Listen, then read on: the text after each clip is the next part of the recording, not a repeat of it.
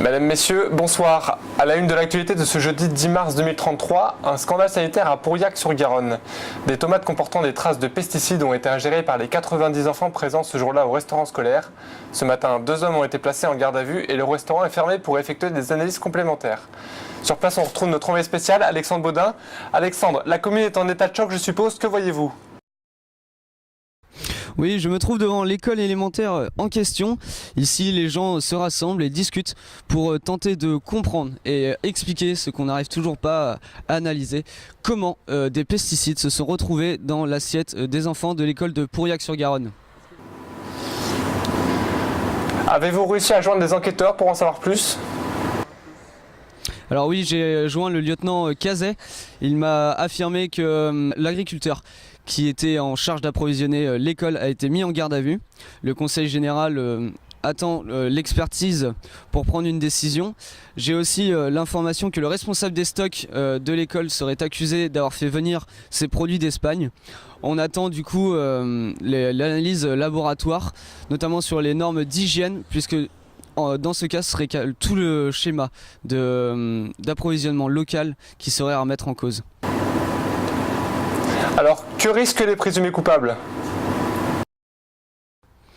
Alors, depuis l'adoption de la loi en 2020, la loi Zéro Phyto prévoit une peine d'emprisonnement allant de 5 à 15 ans.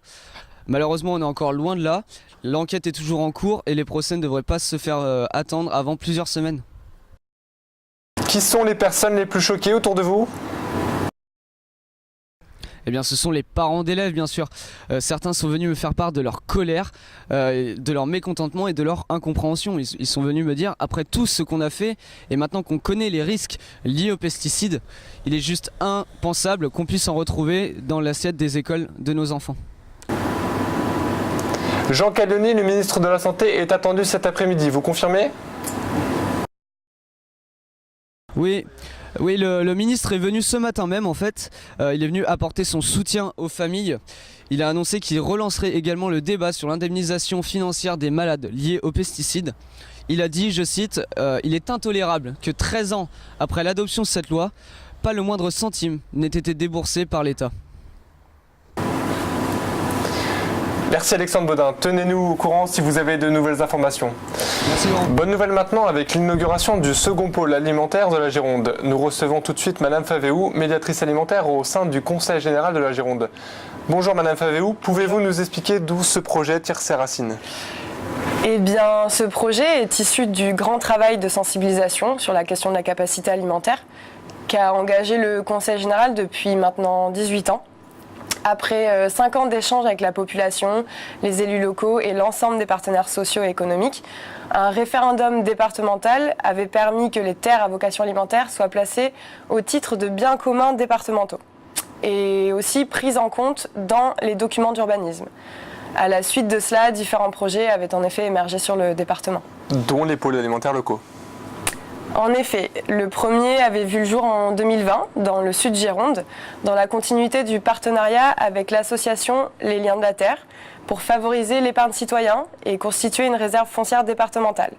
En 2025, c'est 65 hectares d'espace alimentaire, dont 25 de vignes, qui ont ainsi pu être achetés en Nord-Gironde pour l'ouverture du pôle de terre, le second pôle alimentaire local.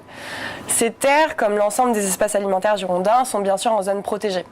C'est-à-dire que le changement d'une telle zone en zone urbanisable engendre par exemple une obligation de compensation, comme pour les espaces naturels.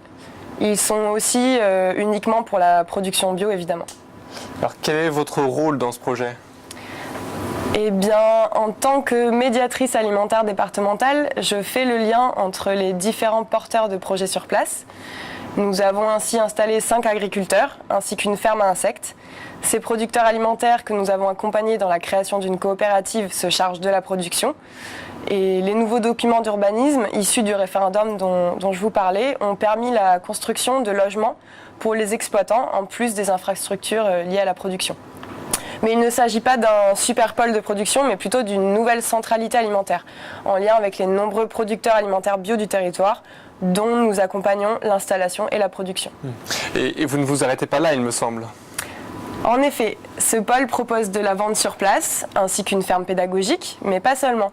Des entreprises de transformation se sont installées, comme la Boîte à Gire, notre seconde conserverie départementale, mais aussi des entreprises de distribution qui approvisionnent notamment la métropole bordelaise. On trouve également sur ce pôle des structures de sensibilisation et d'enseignement.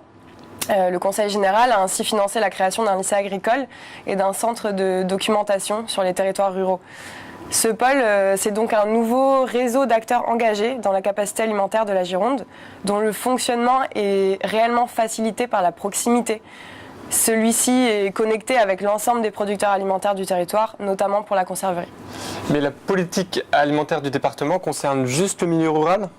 Non, bien sûr. La démarche participative dont nous parlions précédemment a été menée dans une logique de travail urbain-rural. Ainsi, dans la métropole bordelaise, l'efficacité de la concertation a également donné lieu à la mise en place d'une politique alimentaire engagée. En effet, l'agglomération aspirait à une grande partie de la production alimentaire, tout en grignotant toujours plus l'espace rural.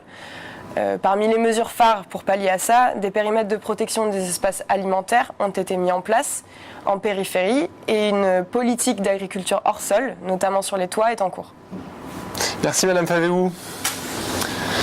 Immobilier maintenant, nous vous en parlions la semaine dernière, le dernier logement social autonome en eau et en énergie vient d'être achevé à Mériadec dans le cadre de la vaste opération de réhabilitation entamée en 2020. L'ancien centre d'affaires avait été rapidement rasé puis ouvert à la construction d'un nouveau quartier subventionné en partie par le Conseil général de Gironde dans le cadre de Bordeaux Euratlantique. L'objectif étant de permettre aux populations les plus modestes de disposer de logements innovants au sein d'un quartier totalement autonome. Retrouvons à présent notre journaliste sur place, Julie Delage. Merci Laurent. Je suis avec monsieur Louis Robat, promoteur immobilier du quartier Cyclo. Bonjour monsieur Louis Robat. Bonjour.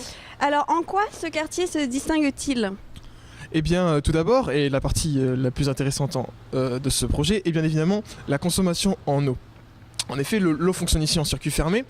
Le quartier récupère ses eaux usées, mais aussi et de manière efficace ses eaux de pluie grâce à la forme inversée en corolle des toitures.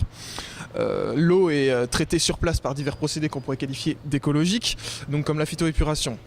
Mais avant d'être traitée, l'eau passe par 4 étapes suivant sa dégradation progressive. Donc l'eau potable, l'eau corporelle, l'eau de service et enfin l'eau d'arrosage.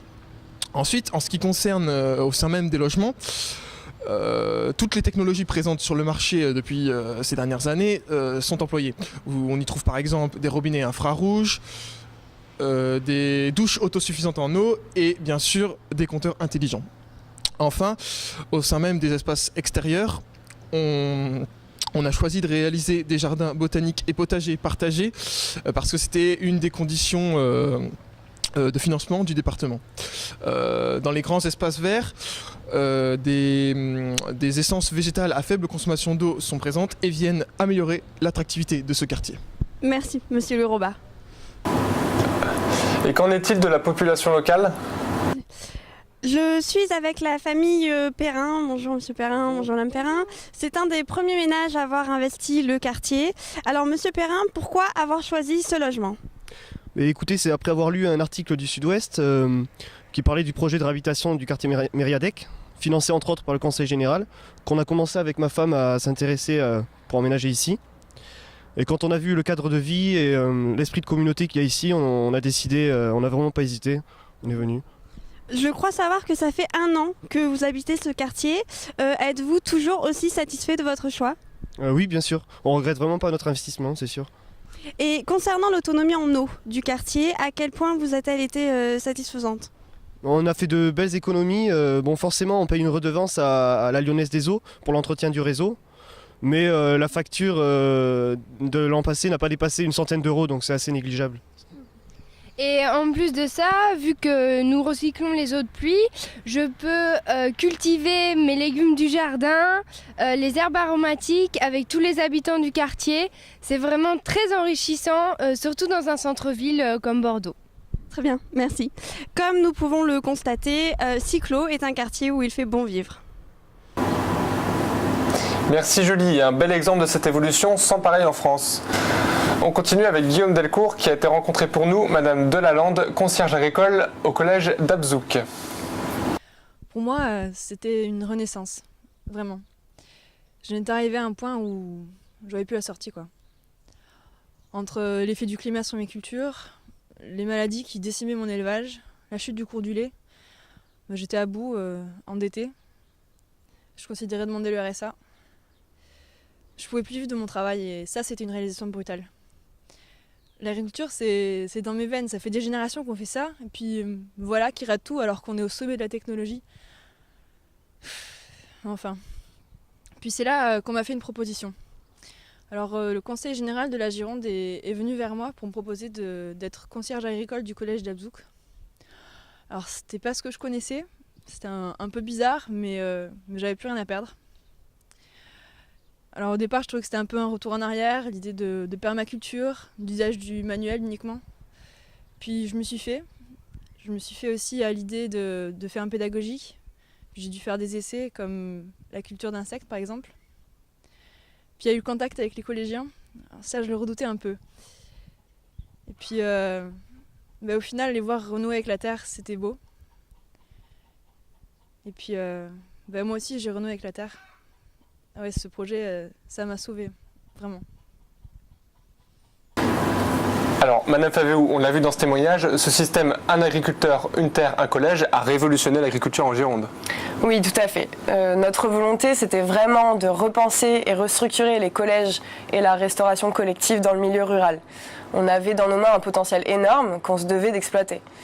Et en intégrant une quantité adéquate de terres agricoles dans la construction des collèges, on a vraiment résolu les problèmes du bio local que l'on connaissait dans les années 2000. Donc plus de problème d'approvisionnement, puisque tout est à proximité, et une proximité qui de plus implique la certitude d'avoir du bio. Et puis ce travail a aussi résulté en une réduction du coût du repas. Donc plus besoin de transport et on sait ce qu'on mange. Mais concrètement, qu'est-ce que vous avez fait ? Eh bien, nous avons restructuré notre prévision budgétaire.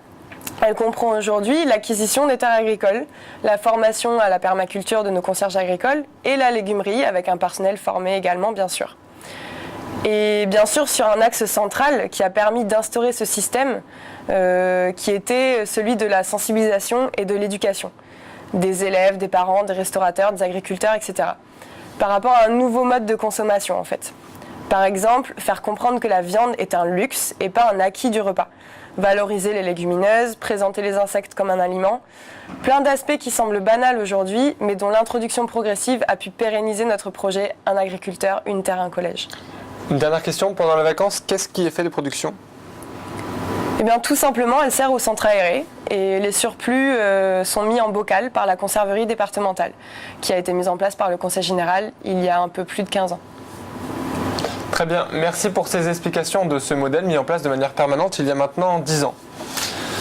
Un autre programme qui fête également ses 10 ans cette année, l'initiative Le Repas d'antan, instaurée par le ministère de l'Éducation en partenariat avec le ministère du Développement durable, plaît toujours autant aux enfants. En effet, toute la semaine, 250 000 élèves du primaire au lycée vont découvrir les saveurs qui furent jadis si chères à leurs parents. Enquête alléchante menée sur le terrain par Marion Guillauze et Thomas Ferrand au collège Arnaud Daniel. Dans le cadre de l'opération Les Repas d'antan, aujourd'hui c'est steak frites à la cantine. Comme chaque jour, M. Marcel, producteur alimentaire, vient livrer dans sa voiture électrique qui lui a été prêtée par le Conseil général de la Gironde des produits bio et locaux. Mais aujourd'hui est un jour particulier. En effet, M. Marcel a remplacé ses cajots de criquet grillés, verre à soie et autres par des pommes de terre qui accompagneront les pièces de bœuf de la petite exploitation voisine. Il est 10h. Nathalie, cuisinière depuis 30 ans pour le collège Arnaud Daniel, se prépare. Oui, pendant une semaine, l'habituelle purée de carottes et steak de rurion sont remplacés par le traditionnel steak frites que les moins de 20 ans ne peuvent pas connaître. Nathalie, que pensez-vous du programme Les Repas d'antan ? Eh bien écoutez, il y a 10 ans, il aurait été impensable de faire manger des insectes aux enfants. Aujourd'hui, on se rend compte que pour eux, c'est normal. Quand le Conseil général nous a incités à intégrer ces insectes au menu, pour moi, c'était une idée folle, complètement improbable, et finalement, c'est une réussite. Et aujourd'hui, on voit qu'il est beaucoup plus facile de se fournir en grande variété d'insectes que de trouver une viande de qualité. Oui, et est-ce que cela demande une certaine organisation, une certaine préparation ? Ce programme, oui, nous prend beaucoup plus de temps et de minutie, nous préparons les assiettes beaucoup plus tôt. Donc très bien, nous n'allons pas vous déranger plus longtemps. Merci. Nathalie. Madame Favéou, nos habitudes de consommation ont réellement évolué depuis 20 ans. Comment vous expliquez cela ? Eh bien, il n'a pas été facile d'inciter les cuisiniers des cantines à incorporer à leur menu des insectes. Au départ, seuls quelques établissements ont accepté de tenter l'aventure. Puis, les insectes ayant été très bien accueillis par les enfants, les autres établissements ont suivi. Bien. Et selon vous, quel est le but du programme Le Repas d'antan ?